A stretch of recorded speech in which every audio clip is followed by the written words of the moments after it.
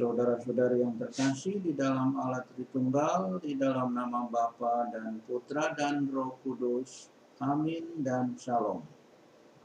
Selamat bergabung kembali dalam serinya. Serial Renungan Harian bertema panggilan untuk meresapi dan menyempurnakan tata dunia dengan semangat Injil. Pada seri ke-21 hari ini, Senin 6 September 2021, pada hari ke-6 bulan Kitab Suci Nasional ini, pemazmur yang dihadirkan kepada kita memuliakan Allah dengan pengakuan bahwa Tuhanlah keselamatan dan kemuliaan baginya. Mazmur bab 62 ayat 6-7 dan 9. Namun di sisi lain, Rasul Paulus dalam suratnya kepada jemaat di Kolose menegaskan bahwa keselamatan dan kemuliaan Allah itu nampaknya belum berlaku bagi semua orang. Paulus memberi alasan bahwa Yesus Kristus masih menderita bagi tubuhnya, yaitu jemaat.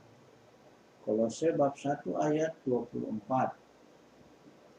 Lebih lanjut, Paulus menjelaskan bahwa penderitaan Kristus itu terjadi oleh karena sabda Allah belum mencapai pemenuhannya, bahwa belum semua bangsa mendapatkan kesempatan untuk mendengarkan warta tentang keselamatan yang dari Allah itu, sebagaimana halnya dengan jemaat di Kolose dan di Laodikia.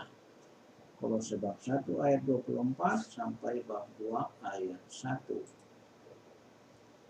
Oleh karena itu, nasihat Paulus adalah bahwa semua orang yang telah menerima keselamatan dan kemuliaan Allah hendaknya tetap bertekun di dalam kasih kepada Kristus, sebab di dalam Kristus itulah terdapat seluruh kepenuhan rahasia, hikmat, dan pengetahuan Allah. Kolose bab 2 ayat 2-3. Mendapati kenyataan bahwa keselamatan dan kemuliaan Allah yang tersedia di dalam Yesus Kristus itu belum mencapai semua orang dari segala bangsa, maka aksi nyata Paulus adalah memberikan dirinya untuk melengkapkan dalam dagingnya apa yang masih kurang pada penderitaan Kristus. Menghubungkan pemberian diri Paulus ini dengan panggilan dan perutusan kita di dalam gereja dewasa ini, seperti yang ditegaskan dalam Dekrit Konsili Vatikan II mengenai kerasulan awam, artikel yang kelima itu terdapat semacam kemiripan, yakni bahwa selama tata dunia belum diresapi dan disempurnakan dengan semangat Injil, maka selama itu pula penderitaan Kristus belum selesai. Karena itu, tugas perutusan kita adalah sebagaimana tugas Rasul Paulus, yaitu melengkapi yang masih kurang pada penderitaan Kristus itu dengan cara tetap dan terus-menerus berjuang untuk meresapi tata dunia dengan semangat Injil. Hukum Sabat yang muncul kembali dalam Injil hari ini ternyata masih belum berpihak kepada orang-orang yang seharusnya merupakan tujuan pemberitaan Injil Kristus itu, yakni orang-orang miskin, orang-orang tawanan, orang-orang buta, dan orang-orang tertindas. Lukas bab 4 ayat 18-19.